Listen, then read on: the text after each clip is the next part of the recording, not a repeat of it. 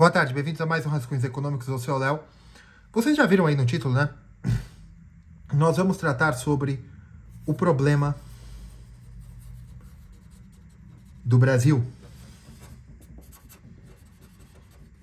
E eu vou mostrar para vocês que o Brasil não tem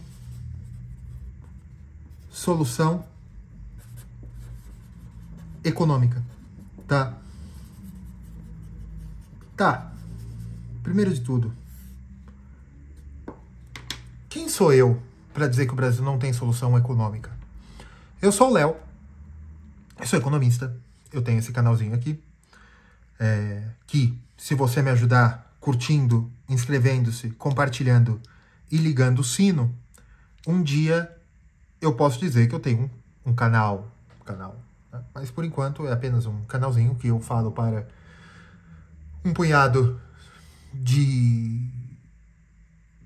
da audiência, né? Um punhado de views, né? Um punhado de YouTube espectadores, né?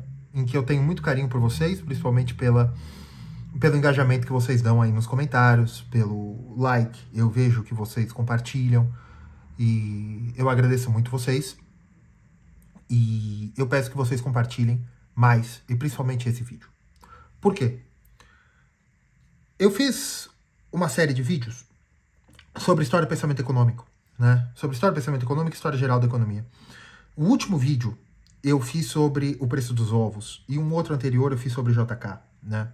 Sobre como o JK fez os 50 anos em 5 no Brasil, a partir de um planejamento americano e de uma execução stalinista, né? O Brasil é um pouco esquizofrênico nesse sentido, né? Paradoxal. No preço do ovo, alguns de vocês perguntaram, mas como baixar o preço dos alimentos no Brasil? Não tem como. Não tem como por quê? Evidentemente que sempre vai ter alguém que fale, nós podemos abaixar isso, nós podemos abaixar aquilo, mas eu já mostrei isso para vocês 1 milhão de vezes, né? Aqui é preço, aqui é quantidade. E aqui eu faço a demanda. E aqui eu faço a oferta, né? Qualquer coisa na economia tem uma curva que tem essa cara. Algumas mais, outras menos. Uma é mais achatada e a outra exatamente no ponto. Mas basicamente é isso aqui. Eu já expliquei para vocês 1 milhão de vezes. Eu já dei até uma aula explicando o que é plano cartesiano. Mas agora eu vou ser bem grosso, encarnando um professor acadêmico. Se vocês não sabem o que é plano cartesiano, vocês não deveriam estar querendo saber o que é economia. Vocês deveriam estar querendo saber o que é plano cartesiano, o que é matemática. Porque isso é o básico para uma pessoa poder ou querer dar palpite.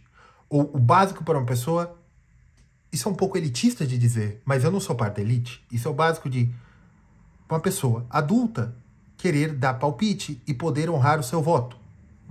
É saber o que é um plano cartesiano, tá? Quando o preço está maior, a quantidade está menor. Então, você demanda menos. Tem menos gente querendo comprar.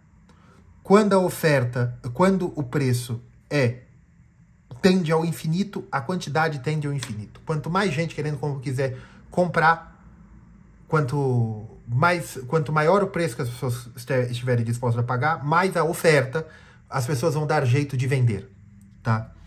Por que não tem como baixar o preço dos alimentos?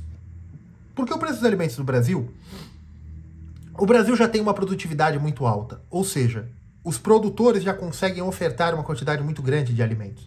E querendo ou não, o preço dos alimentos no Brasil, comparado com o resto do mundo, é barato. Qualquer pessoa que saia do Brasil percebe isso. É caro se alimentar fora do Brasil. Se você, ou governo, ou qualquer outra entidade, quiser abaixar o preço dos alimentos, ou seja, hoje o preço de equilíbrio está aqui, em vermelho, tá? O preço de equilíbrio está aqui. Ou seja, as pessoas compram e vendem a este preço, tá? E essa é a quantidade corrente, ou seja, a quantidade de alimentos disponíveis. Esse é o preço médio. Se você quiser abaixar o preço dos alimentos ao grau que o novo preço, né? O preço novo tal que preço novo seja menor que o preço médio, a quantidade, né? Vamos dizer que eu queira que o preço esteja aqui, tá? Veja, você vai demandar uma quantidade, a quantidade nova demandada vai ser muitas vezes maior do que a quantidade nova ofertada. Eles só vão ofertar isso enquanto vai ser demandado isso. Você vai ter escassez. Léo, não acredito em você. Dá uma olhada no que foi o plano cruzado. Tá? Mexer no preço dos alimentos é gerar escassez. Vi também. Ah, mas tem o pessoal do agro destruindo alimentos porque não deu preço para venda. Pode ser? Provavelmente. Provavelmente isso acontece. Mas é residual. Normalmente porque a roça foi produzida num lugar em que não vale a pena pagar o preço do diesel para ir até o mercado. Então é mais barato destruir aquele alimento. Não compensa. Por quê? Porque aquela pessoa... E aí o que o Estado poderia fazer? Ter rodovias que pudessem coletar aqueles alimentos, né? O Brasil não tem infraestrutura, né? Bem, mas o que eu estou querendo dizer é o seguinte. O problema do Brasil não é econômico. O Brasil não tem solução econômica. Por que o Brasil não tem solução econômica? O Brasil é um país de renda média baixa. O PIB per capita por paridade poder de compra no Brasil é baixo. O PIB per capita paridade de poder de compra no Brasil, agora me foge os números, mas eu acho que é na casa dos 19 mil dólares. Se eu não me engano. Isso é baixo. Isso é os Estados Unidos em 1950. Ou 1960. Léo, você está falando de alimentos, você está falando que o Brasil não tem problema econômico. Por quê? Num país que é o celeiro do mundo, o Brasil produz tudo. Tudo. O Brasil produz, só não produz trigo e azeitona. E por consequência, azeite. O Brasil não produz. Da cesta básica, né? Do que o brasileiro consome. De resto, o Brasil produz tudo. O Brasil produz 3 safras. O Brasil produz carne bovina.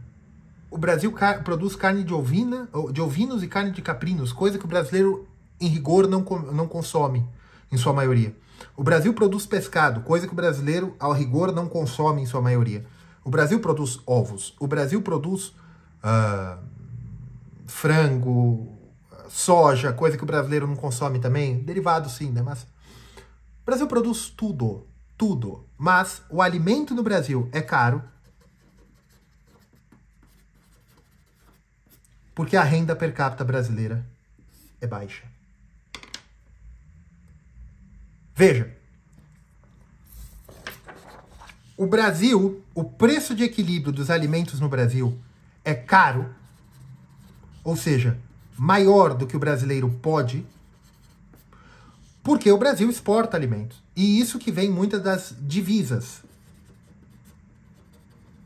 que sustentam a economia brasileira.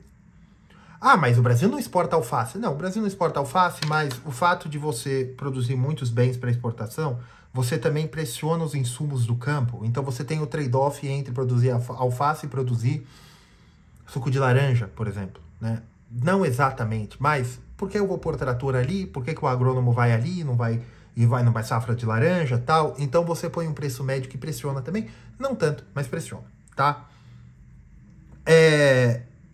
Só que o preço médio dos alimentos, carne, café, óleo de soja, azeite de oliva, por mais que o Brasil não produza, né? Mas, enfim, o preço do arroz, do feijão, do milho. O milho, o brasileiro não consome tanto milho como cereal, né? mas o milho é a base de muitos alimentos brasileiros e de ração de quase todos os animais que os brasileiros consomem. Então, veja, o Brasil concorre com o mundo. O Brasil vende para o mundo e o brasileiro concorre com alemães, sul-coreanos, chineses, australianos, saudi-arábies, emirados, americanos, mexicanos, menos com americanos porque eles produzem muita coisa, mas o Brasil concorre no mundo com os alimentos para consumi-los. Então, o preço médio dos alimentos segue o preço internacional de paridade de poder de compra. E o PIB per capita brasileiro é baixo. O brasileiro tem pouco poder de compra. Isso é paridade de poder de compra. O brasileiro tem pouco poder de compra. Então, como diminuir o preço dos alimentos no Brasil? Aumentando o poder de compra do brasileiro. Como eu aumento o poder de compra do brasileiro? Veja, ao longo do tempo foi tentado de várias formas. Dirigismo estatal, abertura ao capital estrangeiro,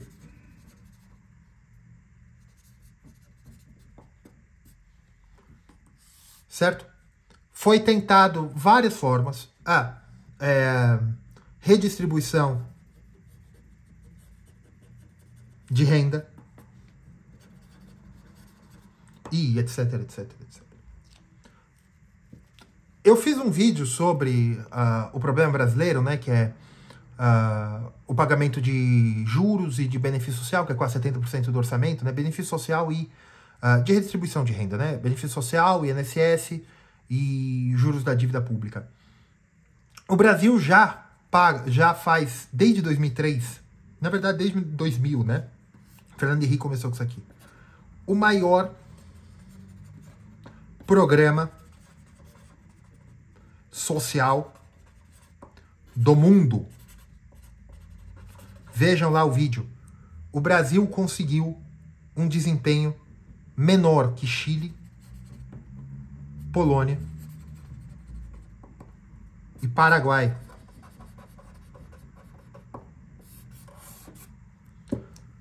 No índice Gini. O índice Gini desse país já era menor, mas a queda... O Paraguai era quase igual, tá? A queda foi muito mais aguda que no Brasil. Mas o Brasil com o maior programa social de distribuição de renda do mundo. O PIB per capita brasileiro, de 2013 a 2023,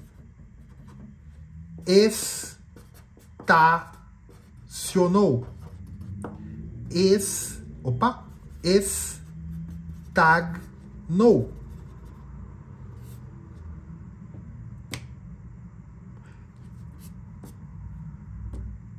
Em 10 anos, nós perdemos 10 anos. Veja, nós não paramos, o mundo subiu e o Brasil estagnou. E você pega o preço médio dos alimentos no mundo, o resto do mundo crescendo 5%, 10% em 10 anos, o brasileiro tem o mesmo poder de compra que em 2013.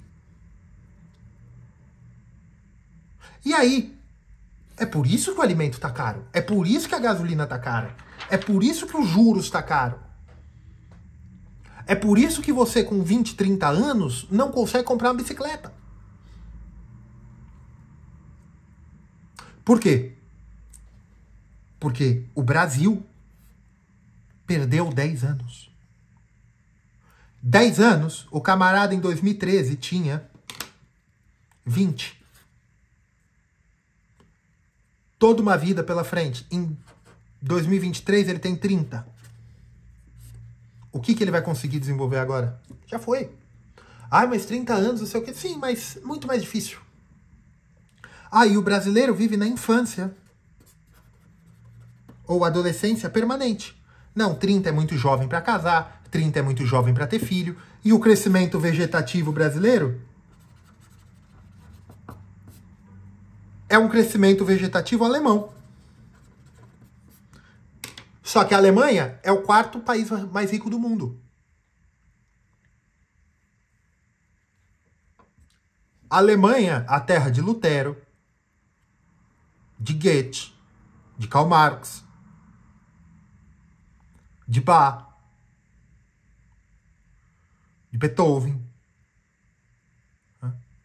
Hans Staden, um brasilianista importante, né? Brasilianista. Ele acabou aqui por um acidente futuro, acidente da vida. Alemanha, o país mais rico do mundo, que já deu a sua contribuição civilizacional. E o Brasil? O que o Brasil quer fazer? O que o Brasil quer fazer? Eu te digo o que o Brasil quer fazer. Exportar carcaça de frango, soja, terra, também conhecido como minério de ferro,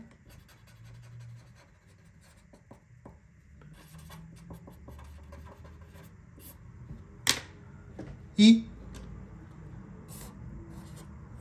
pagar juros da dívida, viver de 2 em 2 anos eleição, para quem dá a melhor proposta de como exportar carcaça de frango e para trazer capital, para pagar juros da dívida. De vez em quando vem uma montadora, promete 1 bilhão de investimento, de investimento estrangeiro direto, mas aqui no país ela produz aqui só como montadora, ou vai em Manaus com benefício fiscal, produz uma moto em Manaus, leva a moto de avião para São Paulo, porque o custo do frete é mais barato do que pagar imposto, e isso você sustenta a companhia aérea. O agro, você tem o Plano Safra. Por pagar juros da dívida, você come 40% da renda nacional. O cidadão brasileiro, eu não sei se vocês conseguem ver, né? O cidadão brasileiro não tem dinheiro, não tem problema. Mete Minha Casa, Minha Vida. E com mais dinheiro que você põe aqui, e aqui também o Plano Safra, esse é o Brasil. E olha, a economia brasileira é altamente sofisticada, porque isso aqui é uma bagunça. Isso aqui foi feito para não desenhar. Isso aqui foi feito para não funcionar. Quem desenhou isso aqui é um gênio. Tá? Ah, Léo, mas você está dando problemas econômicos. Mas veja, o equilíbrio de interesses... Opa, não tem ri aqui, né? Sociais ou de grupo no nosso querido Brasil,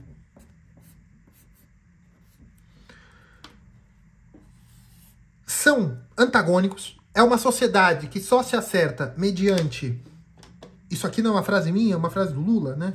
Espaço ou representatividade no orçamento, que é redistribuição de renda, né, nacional. Deixa eu tentar fazer o nosso querido Brasil. Já comecei mal, mas eu termino melhor aqui. Gente, um dia eu aprendo. Um dia sai bom, outro dia sai ruim. Isso aqui é o Brasil, certo? Você tem essa região do Brasil superavitária, Essa aqui, com muito asterisco, né? Então, essa região do Brasil superavitária, né? Que distribui renda para as outras.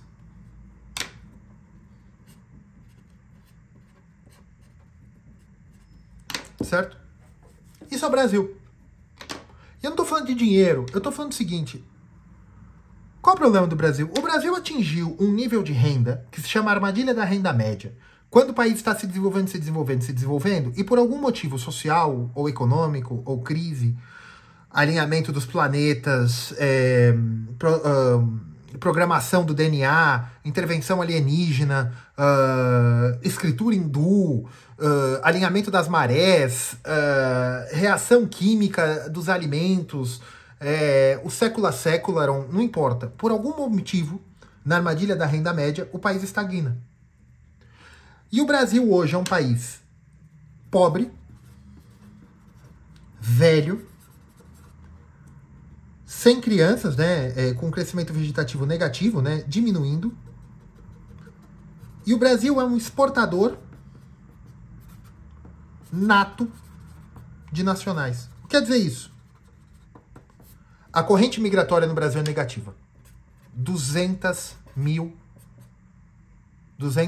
pessoas, brasileiros, saem ou fogem do Brasil ano.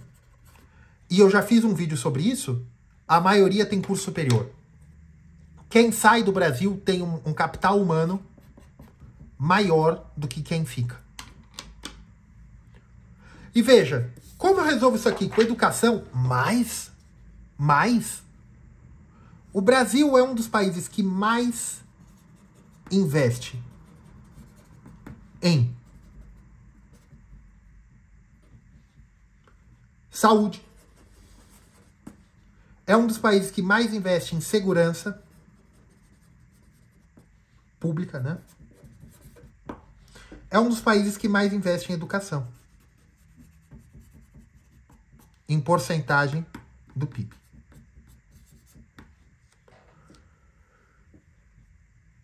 Aí eu te faço uma pergunta. Quanto tempo isso? Já faz 30 anos.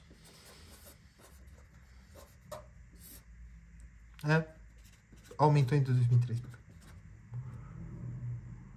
E cadê os resultados? Não tem. Ah, Léo, mas olha, veja que se gasta muito em burocracia, se gasta muito nisso, gasta muito naquilo, pá. Pra cima de Moá. Gente,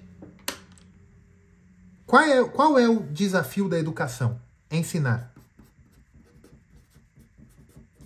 Você precisa de dinheiro para ensinar? Precisa? Precisa. Muito. Não, porque eu tenho o melhor tablet, isso, aquilo. Gente, ensinar é você ensinar uma pessoa, principalmente uma criança, os pedagogos que me desculpem. Eu não sei ensinar criança, tá? Mas o que eu preciso para um jovem adolescente, que tenha um jovem adulto, né, 18 anos, que tenha saído da escola e entre na faculdade ou queira fazer uma aula de reforço comigo, em faculdade, eu já dei muita aula para reforço, né, para alunos universitários e pessoal que estava estudando para vestibular. O que eu preciso da pessoa? Que ela saiba ler. E o básico de matemática. E veja, em básico de matemática, se ela não souber regras fundamentais de fração, divisão, logaritmo, isso é de menos. Se ela saber ler um plano cartesiano, eu já estou muito contente. Tá? Olha, gente de ensino privado não sabia fazer isso. Gente de ensino privado não sabia isso também. E gente que passou em vestibular.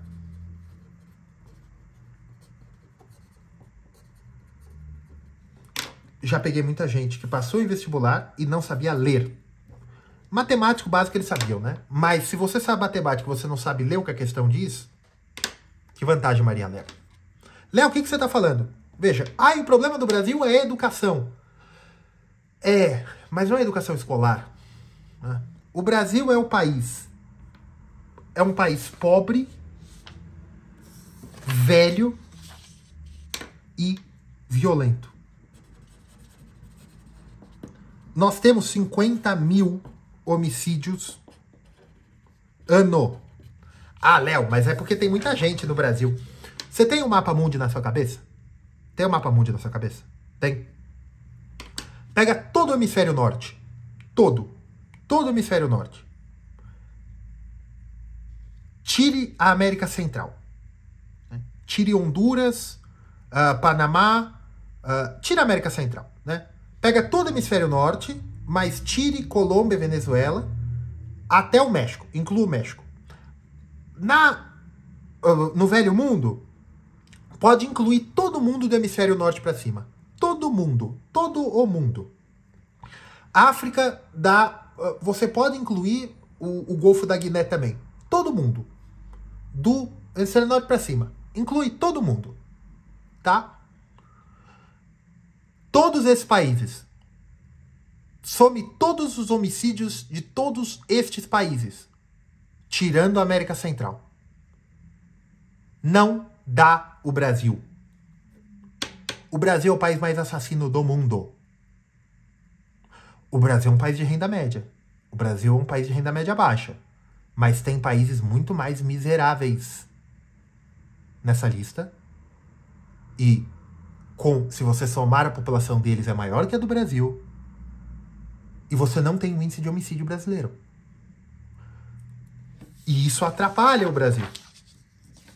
A Nigéria tem agora eu não sei qual é a população da Nigéria, mas é 100 e tantos milhões de pessoas. Mas bem, pega a Indonésia e pega a Nigéria. Soma, dá com certeza a população brasileira. Pega o Bangladesh, dá quase a população brasileira.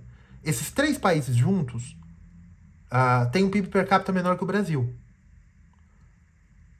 Tem um índice Gini, não sei se igual, mas comparável ao Brasil. Bangladesh não, mas Nigéria com certeza. Não dá o índice de homicídio brasileiro. Índice por 100 mil habitantes. O IDH brasileiro é melhor que esse país. E por quê o Brasil é tão violento? O Brasil é velho. O Brasil parou de crescer.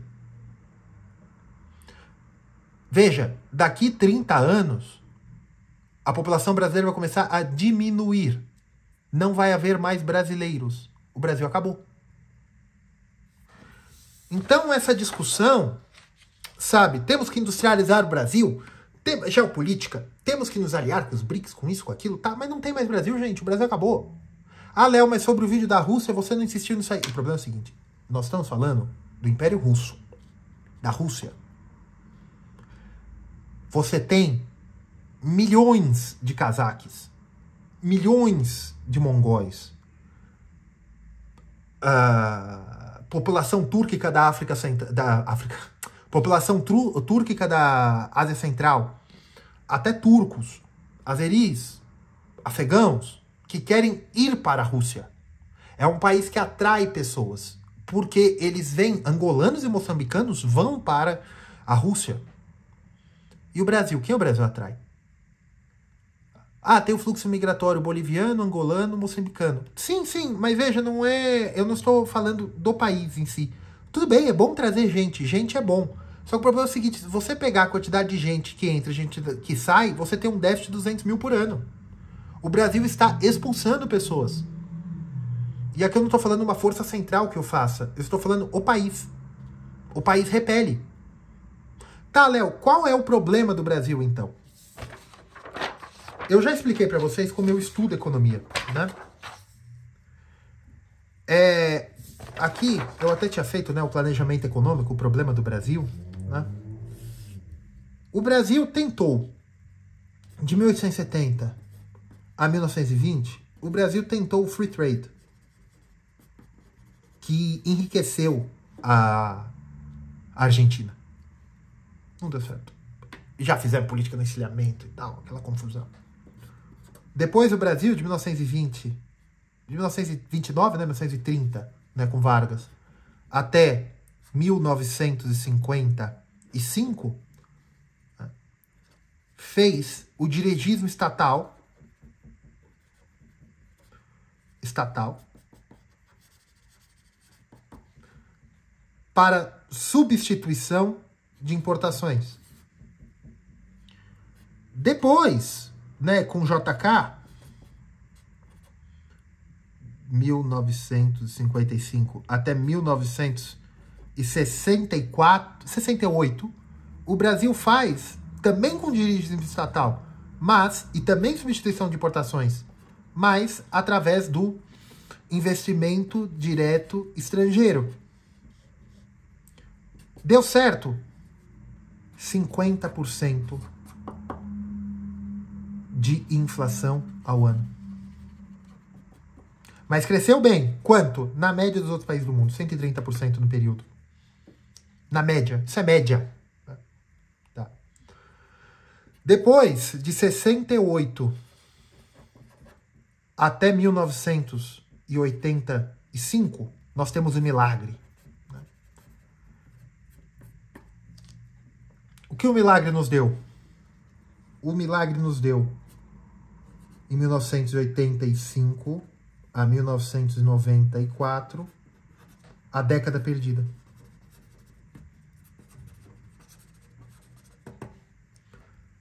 Teve a abertura, né?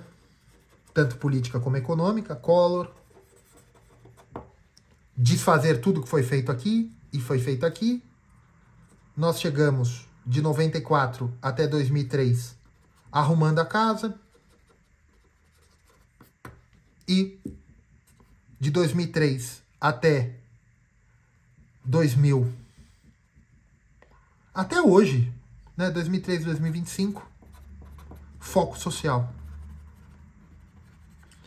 Né, com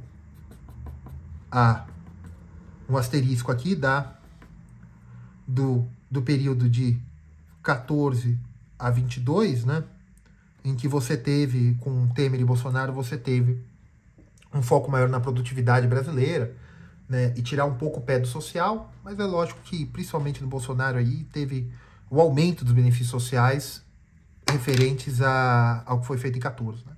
Você teve o teto de gastos, as coisas todas, que é para arrumar a casa, mas para quê? Por que eu digo que o ajuste brasileiro é o que o Brasil consegue fazer? Veja, a população brasileira quer saúde, educação formal, né?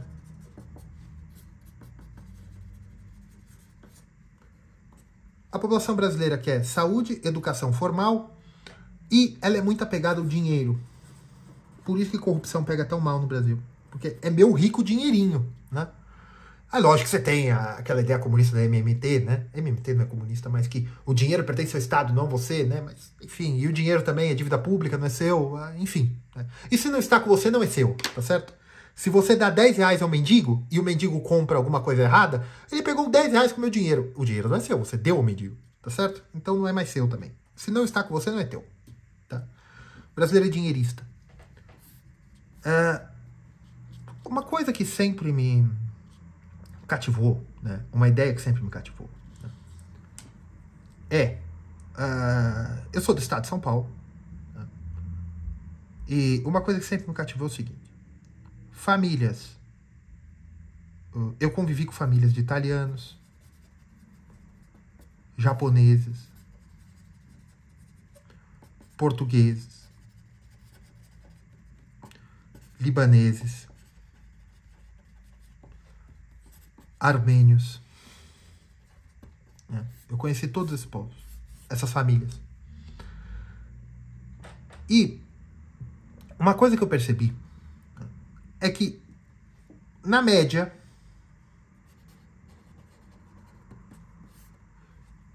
todos esses povos, quando os avós imigraram para o Brasil, eles estavam muito piores do que a média da população brasileira, dos brasileiros natos, vamos dizer assim. E depois eles se incluíram na classe média, né? Eles conseguiram subir para a classe média. Eles voltaram para a média do Brasil. Ou seja, foi um processo de enriquecimento de 1910 a 1980, né? O curso de uma vida, em que esse pessoal que veio fugido de guerras, perseguições, né? Aqui a unificação italiana, aqui o expurgo dos japoneses católicos do Império Japonês, aqui do salazarismo, da independência de Angola e da expulsão de Goa e outros problemas sociais portugueses, aqui do Império Otomano, dos gregos também, né? Esse pessoal que veio entre 1920, 1910 e 1940, que eles vieram para o Brasil, esse pessoal, em uma vida, veio da absoluta miséria para a média da população brasileira. O Brasil é uma máquina de fazer riquezas médias. Mas por que esse pessoal, essas famílias que conseguiram chegar até a riqueza média, a segunda geração não conseguiu construir uma riqueza, um aumento percentual comparável que seus avós e bisavós fizeram? Por quê? Ah, porque a situação econômica brasileira foi pior também. Sim. Então, o que eles conseguiram fazer? A média do milagre econômico brasileiro. Certo? Certo. Então, será que a civilização brasileira tem uma média de prosperidade?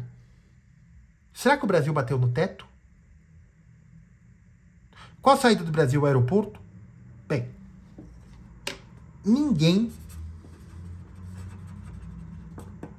vai conseguir resolver o Brasil economicamente. Por quê? Porque o brasileiro não quer o aumento do bolo. O brasileiro quer a distribuição do bolo. E isso é um arranjo econômico feito pela riqueza média brasileira. Bem, eu falei muita coisa. Eu mostrei o quadro geral do Brasil, né, os povos constituintes do Estado de São Paulo, né, que vieram com a imigração, que contribuíram muito para o desenvolvimento do Estado de São Paulo, mas eles enriqueceram mais percentualmente do que o próprio Estado, mas também bateram a média da riqueza nacional, né? E veja, esse pessoal, a maioria, português nem tanto, né? Mas a maioria, os pais eram comerciantes ou agricultores, né? O que os descendentes foram ser? Funcionários públicos. Italiano e português nem tanto. Japonês, libanês, armênios e gregos, a maioria, se os pais, né, que vieram, se engajaram no comércio.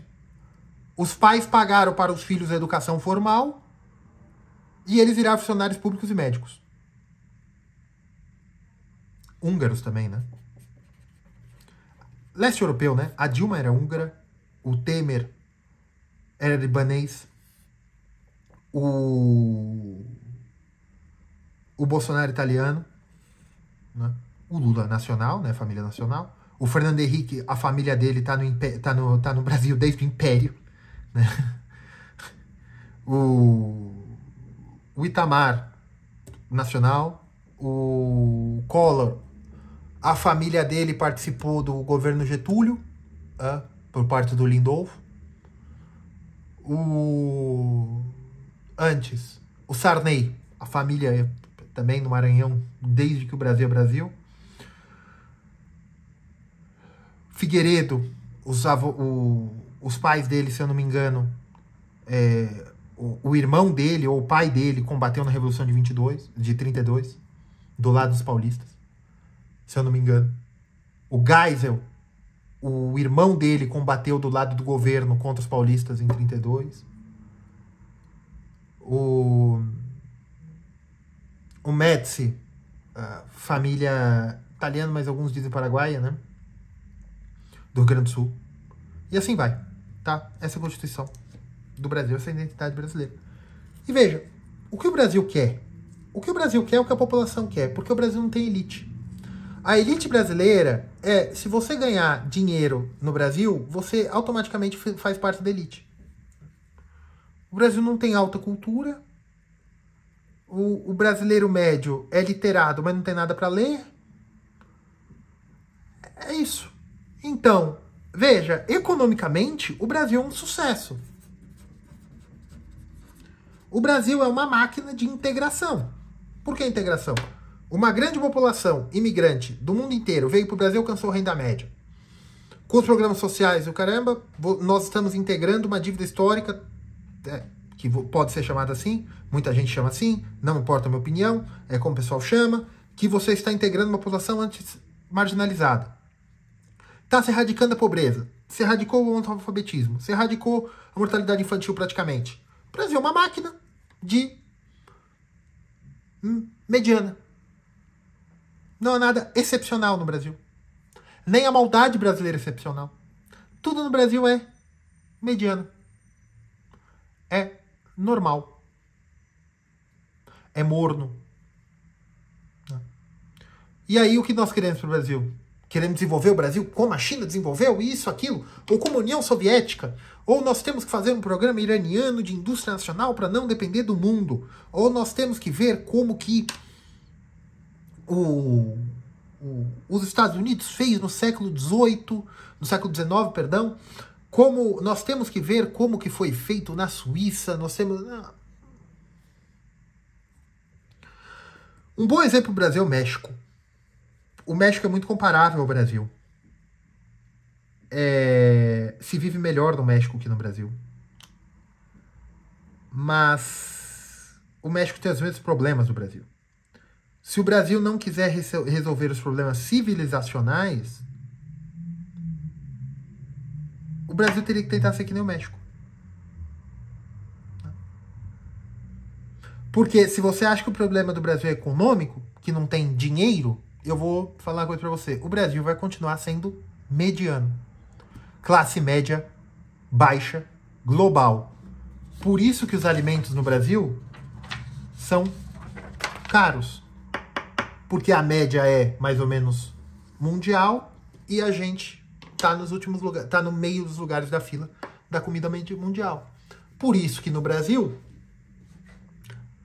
o peso do arroz, o peso do feijão, dos combustíveis pesam. Mesmo quando eles estão em equilíbrio com o outro preço do mundo. Ah, mas nos Estados Unidos o preço do ovo subiu 50%. Sim, mas subiu 50%. Quando a gasolina, o ovo, nem sei que eles comem, que eles só comem porcaria também. Mas quando os alimentos estão em média, tá na média. Tá bom.